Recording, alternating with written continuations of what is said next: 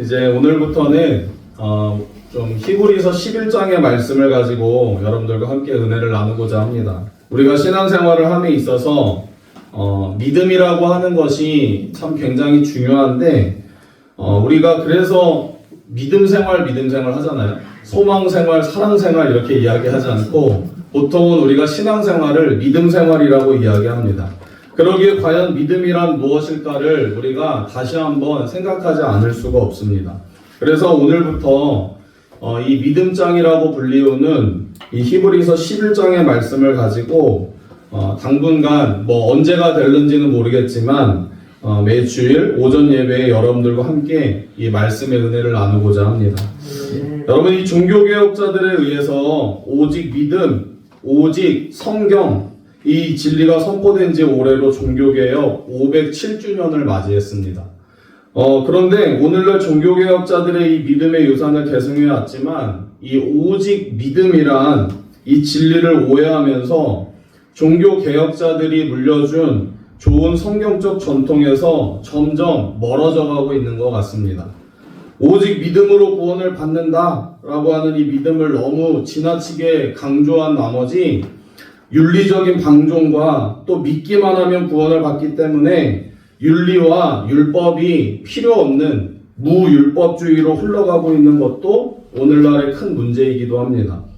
오직 믿음으로 의로워진다는 진리를 무조건 그냥 믿습니다. 아멘, 할렐루야 라고 하는 것으로 오해하는 것은 성경에서 말씀하시는 믿음이 무엇인지를 잘 모르는 것입니다. 그리고 또 다른 믿음에 대한 오해는요, 믿음을 적극적인 사고방식으로 생각한다는 겁니다. 여러분, 이 적극적인 사고방식은요, 하나님께서 세상적인 복을 많이 주실 것을 믿고 긍정적으로 기대하고 적극적으로 기대하고 확신을 갖고 있으면 그 믿음대로 된다라고 하는 생각이죠. 많은 사람들이 적극적인 사고방식을 믿음으로 알고 그렇게 생각합니다. 그러나 이것은 성경이 가르치는 믿음이 아닙니다. 이 적극적인 사고방식의 핵심은요, 축복이나 성공의 비결이 사람이 마음먹기에 달려있다라고 하는 겁니다. 그러나 성경이 말하는 믿음은요, 이 축복, 이 성공 비결이 사람의 신념과 확신에 달려있는 것이 아니라 오직 누구에게 달려있다? 하나님의 손에 달려있다라고 하는 거죠. 여러분, 기독교는 믿음의 종교, 우리가 은혜의 종교라고 이야기합니다. 기독교처럼 믿음의 소중함을 강조하는 종교는 이 세상에 없습니다. 그렇다면 우리가 하나님을 믿는다고 할 때 믿음은 무엇인가 하는 것이죠. 믿음은 기독교에만 있는 것이 아닙니다. 다른 종교에도 믿음은 있어요. 이 세상에 많은 사람들은요, 또한 자신들이 믿는 것이 있습니다.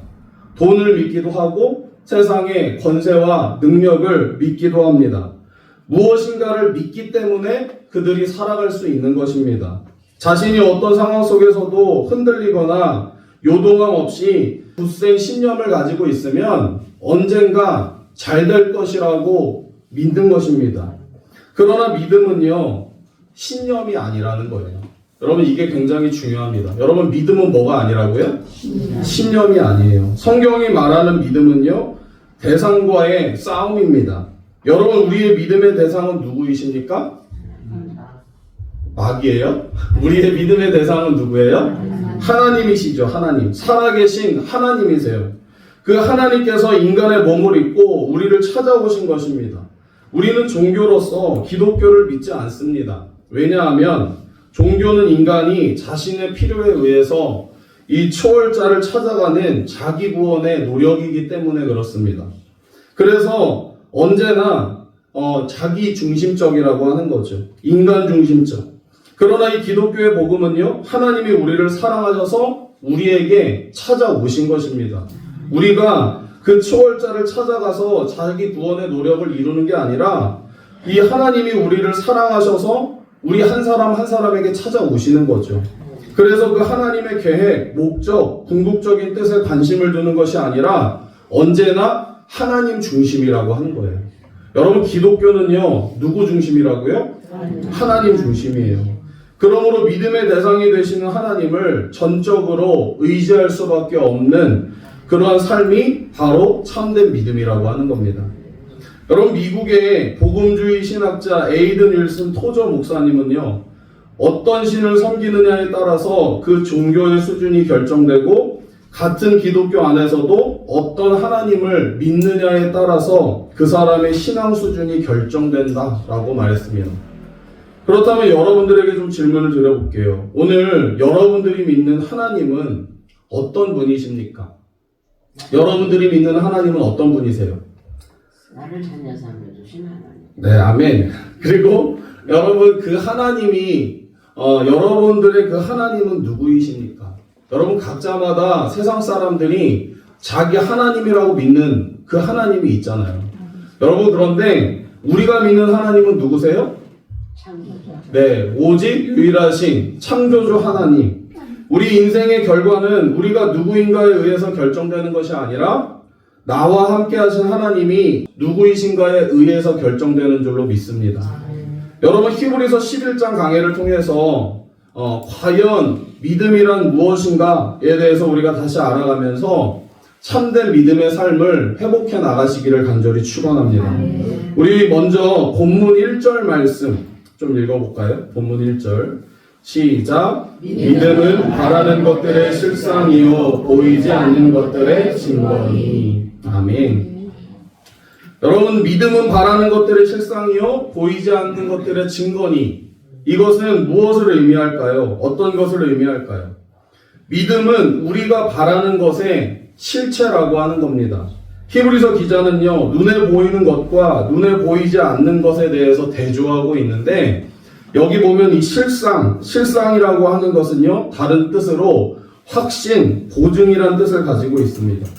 그래서 믿음은 우리가 바라는 하늘의 것들을 우리의 것으로 확실하게 보증해 주는 것과 같습니다. 아직 한 번도 보지는 못했지만 보지 못하는 것에 확실한 증거가 되는 것이 뭐라고요? 믿음이라고 하는 겁니다. 지금 우리의 눈에 보이고 있는 것은요, 실체가 아니고 그림자에 불과합니다.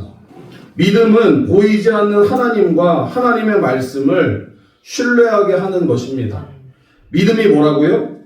보이지 않는 하나님과 하나님의 말씀을 신뢰하게 하는 것. 여러분, 그래서 오늘날 우리가 하나님의 말씀인 성경을 읽으면서 그 살아계신 하나님을 우리가 믿는 거잖아요.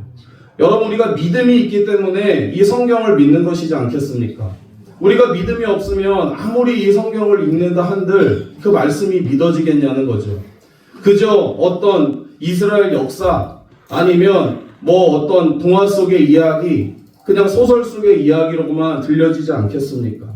우리가 믿음이 있기 때문에 이 말씀이 진짜인지를, 사실인지를, 하나님이 살아계신지를 우리가 확인하는 것 아니겠습니까? 믿음을 가진 사람들은요, 하나님과의 약속을 믿고 살았습니다. 그 약속과 말씀이 우리의 삶 속에 다 성취되거나 이루어진 것은 아닙니다. 그러나 믿음 때문에 보이지 않는 것들에 대해서 확신을 갖게 된다라고 하는 거예요. 여러분, 항상 우리 믿음의 사람들은요, 눈에 보이는 것만 믿으십니까? 우리가 눈에 보이지 않는 것들도 우리가 확신하며 믿는 겁니다. 그게 바로 믿음이라고 하는 거죠. 여러분, 2절에서는요, 2절 말씀 보면 선진들이 이로써 증거를 얻었느니라 말씀합니다. 다시 말해서 앞서간 믿음의 사람들은요, 믿음으로써 인정과 칭찬을 받았습니다. 하나님 앞에 인정받고 칭찬받는 것은 보이지 않는 실체를 믿는 것입니다.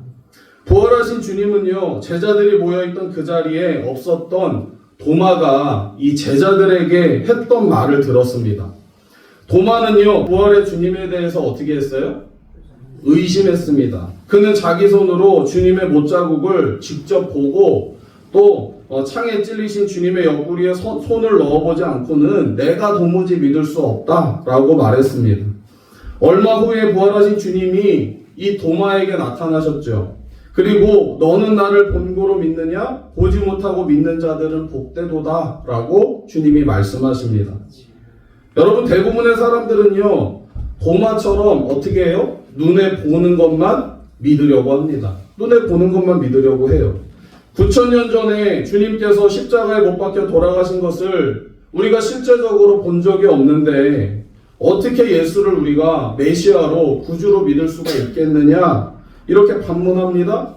성경에 나오는 홍해 바다가 갈라져서 이스라엘 백성들을 구원하고 그 애굽의 군사들이 수장당하는 그 역사를 우리가 눈에 보지 않았는데 어떻게 믿느냐? 물고기 2마리와 떡 5개로 어떻게 5,000명이 먹고 남을 수 있느냐? 그거 가지고 어떻게 그런 일이 일을 수 있냐? 여리고성이 어떻게 돌기만 해서 마지막에 함성을 질렀는데 그 철옹성 같은 여리고성이 어떻게 와르르 무너져 내릴 수 있느냐? 우리가 눈으로 보지 못했는데 그것을 어떻게 우리가 믿을 수 있느냐라고 말합니다. 여러분, 그런데 믿음은 보이지 않는 하나님에 대한 인격적인 신뢰라고 하는 겁니다. 하나님에 대한 기대와 소망, 그 말씀의 능력에 대한 신뢰라고 하는 거죠. 저와 여러분들은 그 하나님의 말씀을 신뢰하기 때문에, 그 인격적인 신뢰가 있기 때문에 우리가 이 성경에 있는 그 말씀을 사실로 믿는 것인 줄로 믿습니다. 여러분, 믿음은요, 맹신이 아니에요. 맹신이 아닙니다. 맹신은 뭐예요? 맹신은 무조건 믿는 거. 무조건 믿어지지가 않는데 아멘, 할렐루야 하고 믿는 거예요. 맹신은 여러분 믿으면 믿을수록 어떻게 되느냐? 희미해집니다. 맹신은 믿으면 믿을수록 희미해져요. 믿음은요, 믿으면 믿을수록 더 확실해지고, 더 선명해집니다. 그런데 맹신은 믿으면 믿을수록 더 희미해져요. 믿으면은 무조건 믿는 것이 아닙니다. 인격을 갖고 계신 하나님에 대한 신뢰가 있어야 합니다. 히브리서의 말씀은요, 신앙과 믿음을 지키기 위해서 이 환난과 고난 가운데 있는 성도들에게 하나님의 자녀로서의 그러한 책임, 그리고 믿음을 권유하고 있습니다.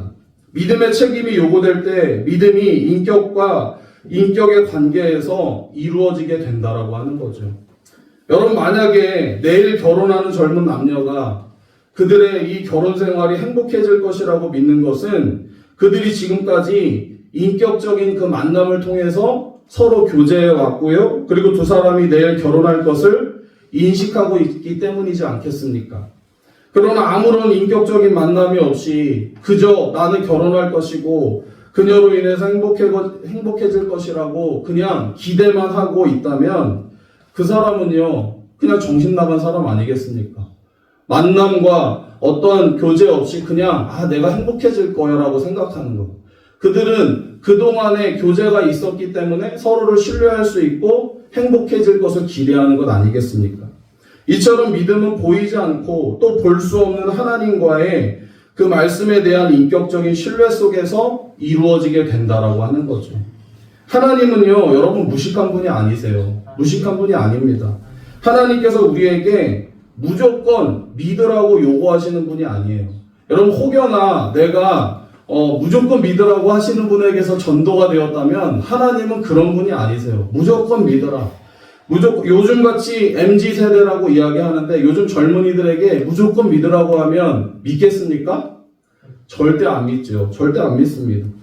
하나님은 만약 그러시다라고 한다면 하나님은 인격적인 하나님이 아니심에 틀림이 없어요. 그러하기 때문에 전능하신 하나님은요, 우리가 그 하나님을 바르게 믿을 수 있도록 우리에게 무엇을 주셨습니까? 하나님의 말씀인 성경을 주셨잖아요. 하나님의 말씀을 우리에게 주신 거예요. 그 가운데 그 말씀을 통하여서 우리가 하나님과의 인격적인 신뢰가 이루어질 수 있도록 하나님께서 말씀을 주신 거예요. 여러분, 100세 된 아브라함이 이삭을 얻게 된 것은 사람의 행위에 의해서 얻은 것이 아니라 하나님의 이 약속의 믿음 때문에 그가 기다렸다라고 하는 거죠. 로마서 4장 18절 말씀을 보면요, 우리 함께 읽어볼까요? 시작. 아브라함이 바랄 수 없는 중에 바라고 믿었으니 이는 내 후손이 이 같으리라 하신 말씀대로 많은 민족의 조상이 되게 하려 하십니다. 아멘. 아브라함이 바랄 수 없는 중에 바라고 믿었대요. 그가 100세, 그의 아내 사라가 90세. 이제는 여성의 생리 주기가 끊어져서 더 이상 아이를 낳을 수 없는 그런 상황 가운데서 하나님께서 그에게 아들을 주시겠다 약속하셨는데 바랄 수 없는 중에 바라고 믿었대요. 그래서 그가 그로 하여금 믿음의 조상이 되게 하신 거죠. 많은 성도들이 믿음을 오해합니다. 그저 열심을 가지고 교회에 와서 출석하고 봉사하는 것으로만 생각합니다. 그러나 하나님과 그 인격을 담고 있는 말씀에 대한 신뢰가 없다면 여러분 그 열심은요 무슨 의미가 있겠냐는 거죠. 하나님에 대한 신뢰가 없이 그저 교회에서 열심히 봉사하고 헌신하는 것이 무슨 의미가 있냐는 거예요. 어떤 분들은 저 사람은 보기에 성격이 참 착하다라고 이야기합니다. 하지만 하나님과 그 말씀에 대한 믿음이 없이 그저 착하기만 한 것은요, 여러분 죄송하지만 매우 어리석은 것입니다. 오늘 우리 이 시대의 믿음이 지극히 현세적으로 기울어져 있습니다. 성경이 가르치고 말씀하시는 믿음을 사용하지 않아도 되는 그런 믿음 없는 시대가 되어버렸습니다. 여러분들이 더 잘 아시지 않겠습니까? 많은 사람들은요, 믿음을 이 땅에서 평안을 누리고 축복을 받는 도구로 그저 그렇게 사용하려고 한다는 거죠. 예수 그리스도의 복음을 믿는다는 것은 허망하고 더러운 존재인 인간이 어떻게 이렇게 우리가 구원받은 백성이 될 수 있었는가 하는 것인 줄로 믿습니다. 조금 더 잘 먹고 잘 사느냐, 성공했느냐 하는 것은 부차적인 문제고요. 죄와 사망의 자리에서 창조주 하나님께서 정말 우리가 어떻게 그 창조주 하나님을 알 수 있고 그 하나님의 자녀가 될 수 있겠는가, 자녀가 될 수 있었는가 하는 것이 참으로 우리에게 중요한 문제라는 겁니다. 구원받은 하나님의 거룩한 백성들이 우리 눈에 보이지 않는 하나님과 그 말씀을 끝까지 붙들고 신뢰할 때 믿음은 자라나게 되고 그 믿음은 성숙할 수 있게 된다는 사실이죠. 여러분 에베소서 4장 13절 말씀 우리 좀 한번 읽어볼까요? 에베소서 4장 13절 시작. 우리가 다 하나님의 아들을 믿는 것과 아는 일에 하나가 되어 온전한 사람을 이루어 그리스도의 장성한 분량이 충만한 데까지 이르리니. 아멘. 이 믿음을 가지고 살아갈 때 이 세상에서 오해를 받기도 하고 손해를 보기도 하고 불이익을 당할 수도 있습니다. 그렇지만 하나님은요 이 믿음을 가진 사람을 인정해 주시는 줄로 믿습니다. 여러분 세상으로부터 인정받고 싶으세요? 아니면 하나님께 인정받고 싶으십니까? 하나님께 인정받는 삶이 복된 삶인 줄로 믿습니다. 여러분 금보다 귀한 믿음을 소유하기를 원하십니까? 아멘. 믿음 하나로 이 세상을 이기며 살기를 원하십니까? 아멘. 그렇다면 우리 눈에 보이지 않는 하나님을 우리가 인격적으로 신뢰하고 그리고 그 말씀을 붙드시기를 간절히 바랍니다. 그러면 반드시 믿음은 바라는 것들의 확신과 보증이 될 것이고요. 그리고 보지 못하는 것을 증거하는 날이 오게 될 줄로 믿습니다. 우리 이어서 본문 3절 말씀 읽어볼게요. 본문 3절 시작. 믿음으로 모든 세계가 하나님의 말씀으로 지어진 줄을 우리가 아나니 보이는 것은 나타난 것으로 말미암아 된 것이 아닙니다. 아멘. 이 세상은요 보이는 세계와 보이지 않는 세계로 나누어져 있습니다. 보이는 세계는요 우리의 눈으로 보고 또 손으로 만질 수 있는 그런 세계입니다. 그러나 믿음의 세계는 이 세상에서 볼 수 없는 것을 보는 것입니다. 하나님께서 말씀으로 세상을 창조하셨다. 그리고 아무것도 없는 세상에서 창조하셨다라고 하는 것은 하나님께서 이 세상을 말씀으로 통치하시고 이 세상을 말씀으로 다스리시는 분이심에 대해서 우리에게 보여주고 있는 거죠. 여러분 이것은 현대 과학자들이 주장하는 빅뱅 이론.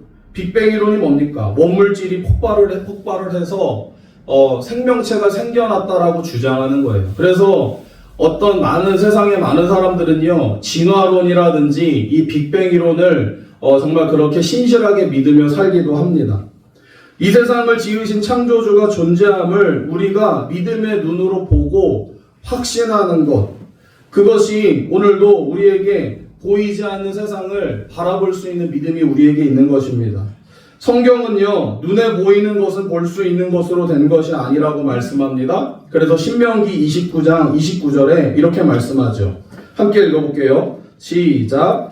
감추어진 일은 우리 하나님 여호와께 속하였나니 나타난 일은 영원히 우리와 우리 자손에게 속하였나니 이는 우리에게 이 율법의 모든 말씀을 행하게 하려 하심이라. 아멘.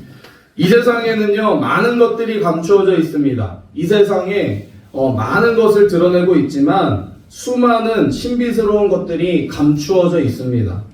우리의 이성으로는요, 그저 일부분만 우리가 보고 살아갈 뿐이라고 하는 거죠. 여러분, 맹신은요, 무조건 아무거나 믿어버리는 것이라고 했습니다. 하지만 믿음은 무조건 아무 것이나 믿어버리는 것이 아니라고 하는 거예요. 하나님의 말씀과 그 인격을 신뢰할 때에 우리 심령 가운데 믿음의 씨앗이 우리의 영혼 속에 심겨지게 됩니다. 우리의 믿음의 눈이 열릴 때 눈에 보이는 세계만 보는 것이 아니라 보이지 않는 믿음의 세계도 우리의 눈에 보여지게 되는 줄로 믿습니다. 눈에 보이는 세계에 붙들려 사는 인생이 아니라 하나님 나라의 이 영적인 세계를 바라보는 지각을 우리가 갖게 되는 줄로 믿습니다. 여러분, 타락한 인간들의 자기중심성은요, 어마어마한 자석 같아서 우리의 사고와 선택을 끊임없이 자기중심적으로 끌어당기게 됩니다. 그런데 우리에게 믿음이 생겨나면 나의 관점에서 하나님의 관점으로 빠르게 이동을 합니다. 나의 눈을 돌려서 세상 사람들이 바라볼 수 없는 이 영적인 세계, 이 하나님 나라의 가치 체계로 새롭게 구성이 된다는 거예요. 여러분, 그래서 믿음이 있는 사람, 내가 믿음이 있는지 없는지를 확인할 수 있는 것은 내가 그저 세상의 눈으로 세상을 바라보고 거기에 연연해 살아가고 있는지, 아니면 내가 하나님 나라를 바라보고 있는지를 보시면 알 수 있습니다. 그러나 오늘 교회 공동체 속에는요, 믿음의 삶이 너무나도 많이 왜곡되어 있다라고 하는 사실이죠. 내가 열심히 뜨겁게 믿고 노력하면 하나님께서 나를 사랑하시고 나를 도우셔서 내 삶에 축복을 주실 것이라고 그렇게 우리는 믿고 생각합니다. 그런데 여러분, 과연 그렇습니까? 과연 그럴까요? 성령 받고 불 받고 신령한 것을 체험했다고 하는데 하나님의 관점으로 이 현실을 바라보지 못하면 그 신앙은요, 굉장히 위험한 신앙입니다. 하나님을 믿고 교회를 열심히 다니고 봉사도 합니다. 그러나 그의 삶이 언제나 인본주의적인 관점에 붙들려서 살아가고 있다면 여러분, 그 믿음 또한 혼합주의적 신앙이라고 하는 거죠. 그런데 오늘 교회 속에 이러한 믿음이 너무너무 많다라고 하는 사실입니다. 대부분의 성도들은요, 착각하고 살아갑니다. 자신의 믿음으로 구원받고 천국을 소유하며 자신이 어떤 믿음의 삶을 살고 있다고 합니다. 그러나 그리스도인들은요, 보이는 이 세상 속에 살고 있지만 사실은 이 세상에 속한 사람들이 아니라고 하는 거죠. 요한복음 17장 14절 말씀 한번 읽어볼까요? 요한복음 17장 14절 시작. 내가 아버지의 말씀을 그들에게 주었사오매 세상이 그들을 미워하였사오니 이는 내가 세상에 속하지 아니함 같이 그들도 세상에 속하지 아니함으로 인함이니이다. 아멘. 여러분, 믿음으로 산다라고 하는 것, 믿음으로 산다는 것은 이 세상 나라에서 하나님 나라의 나라로 신분이 바뀐 것을 말합니다. 여러분은 하나님 나라의 신분을 소유하신 분들이십니까? 아멘. 아멘. 우리가 그러면 천국의 백성답게 살아야 하지 않겠습니까? 그래서 자기중심적인 삶에서 하나님 중심적인, 즉 나의 관점에서 하나님의 관점으로 변화되어 가는 것이 바로 믿음의 삶이라고 하는 거죠. 신앙은 단순히 여러 종교 가운데 기독교를 선택하는 것이 아닙니다. 여러분이 이 땅을 다스리고 통치하시며 온 우주의 주인 되시는 그 하나님과의 영적 관계를 통해서 하나님을 배우고 하나님을 알아가는 삶입니다. 그러므로 믿음의 삶에서는요, 하나님을 아는 것보다 더 중요한 게 없다라고 하는 거예요.